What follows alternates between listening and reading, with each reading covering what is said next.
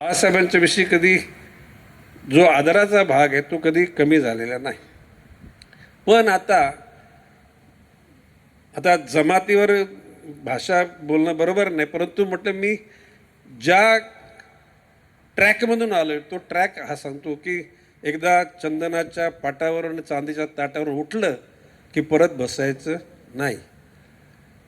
त्यानंतर सुद्धा बाळासाहेबांचे काही कामानिमित्त, कारण मी 4 ते 14 10 वर्ष मंत्री होतो, आदरपूर्वक मी बाळासाहेबांनी सांगितलेल्या त्या कामांना अंजाम देण्याचा प्रयत्न केला. ज्याला बाळासाहेबांचं निधन झालं त्या दिवशी महापौर बंगला मुंबईमध्ये सगळेच, म्हणजे सुषमा स्वराज पण आल्या होत्या, शरद पवार साहेब होते. शरद पवार साहेब मला बोलले का तुम्हाला काय प्रॉब्लेम बिलेम, तर म्हटलं यापैकी कुणाच्यात हिंमत नाही गणेश नाईकला तिथं रोखण्याची.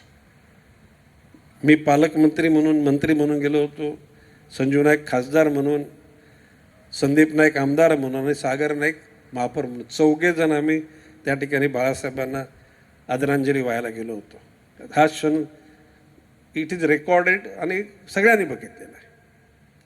म्हणजे ज्या घरामध्ये आपण होतो ते घर आपण होतो तोपर्यंत चांगलं, आपण गेल्यानंतर ते वाईट, अशा प्रकारची भूमिका मांडणं म्हणजे आपल्या आत्म्याला कुठेतरी आपण क्लेश देण्याची भूमिका तयार करणं.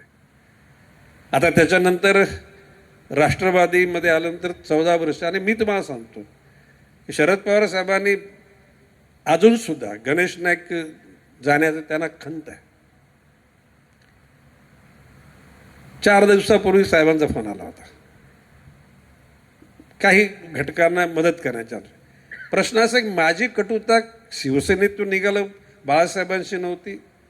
मी कोणाविषयी अनुद्गार काढले नाहीत, शिवसेनेविषयी काढले नाहीत. राष्ट्रवादीतून बाहेर गेलो, राष्ट्रवादीविषयी सुद्धा मी कधी नेत्याविषयी बोललो नाही. किंबहुना आज आपण बघत असाल तर विधानसभा आणि विधान परिषदेमध्ये ऑल पार्टी सपोर्टेड जर कोण मंत्री असेल तर that's name is Ganesh Naik. तुम्ही बारकाईनं जर तुम्ही विधान परिषदेमध्ये आलात किंवा विधानसभेमध्ये आलात, कुठलाही म्हणजे भाजप सेनेचे लोक तर म्हणजे पाठिंबा देतीलच, परंतु उबाटाचे म्हणा